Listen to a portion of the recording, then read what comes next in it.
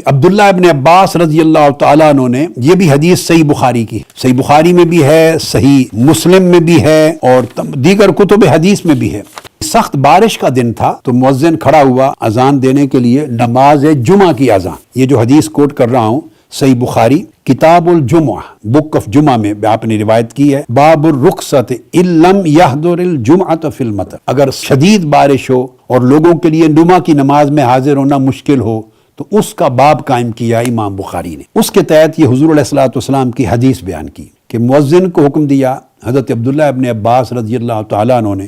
کہ آپ اذان کہیں جمعہ کی۔ سخت بارش کا دن تھا، انہوں نے نماز جمعہ کے لیے اذان کہی اور ساتھ کہا اذا قلت اشہد ان محمد رسول اللہ، مؤذن سے فرمایا جب تو اذان میں اشہد ان محمد رسول اللہ کے کلمات پڑھ لے، فلا تقل حی علی الصلاۃ، تو پھر اس کے بعد حی علی الصلاۃ نہ کہنا۔ حی علی الصلاۃ کا مطلب ہے آؤ نماز کی طرف، یعنی پھر لوگوں کو بلایا جاتا آؤ نماز کی طرف مسجد میں۔ منع کیا کہ حی علی الصلاۃ نہ کہنا، قل صلوا فی بیوتکم، اور ان الفاظ کو ریپلیس کر دینا، انہیں بدل کر ان کی جگہ پر کہنا صلوا فی بیوتکم، اپنے اپنے گھروں میں نماز پڑھو۔ جب یہ ہو گیا اور مؤذن نے ایسا کر دیا، مؤذن تو ایکسپیکٹ کر رہے تھے اب حی علی الصلاۃ پڑھا جا رہا ہے اشہد ان محمد رسول اللہ کے بعد، مگر بجائے ان کلمات کے انہوں نے مؤذن نے کہہ دیا صلوا فی بیوتکم، اپنے اپنے گھروں میں نماز پڑھو، اپنے خیموں میں نماز جہاں جہاں تھے۔ فکأن الناس استنکروا، لوگوں میں چیمیں گوئیاں سی ہوئیں، ایک تعجب ہوا، جیسے ان کی طبیعتوں نے ذہنوں نے اس بات کو قبول نہیں کیا کہ یہ کیا ہو رہا ہے۔ یہ ایک انسانی فطرت ہے، ایک عام مزاج ہے۔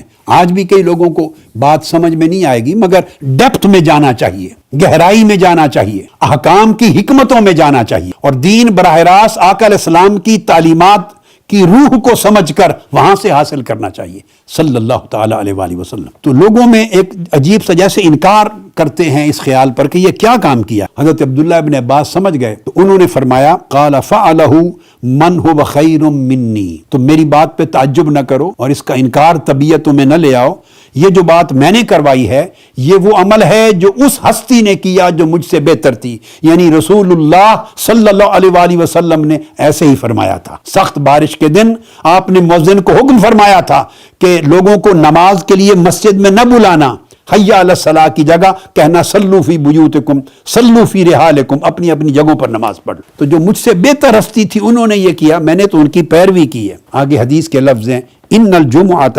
عظمۃ، جمعہ چونکہ واجبات فرائض میں سے ہے، وانی کرہت ان اخرجکم فتمشون فی التین والدحد، فرمایا چونکہ جمعہ فرائض میں سے ہے تم پر واجب ہے۔ اگر یہ مؤذن کہہ دیتا کہ آؤ نماز کی طرف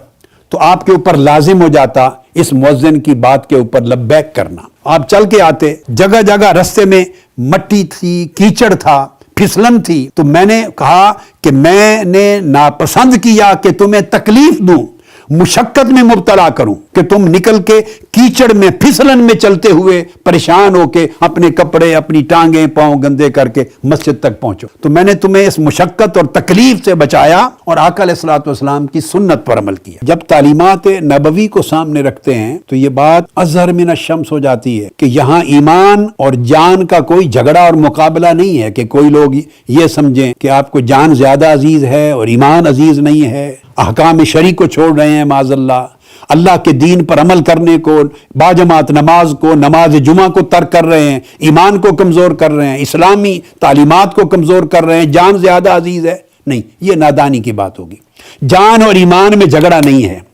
جان اور اسلام کے اندر کوئی کلیش نہیں ہے، دونوں کے تقاضے نہ مختلف ہیں نہ متضاد ہیں، یہ سارے احکام اکٹھے ایک پیکج ہے۔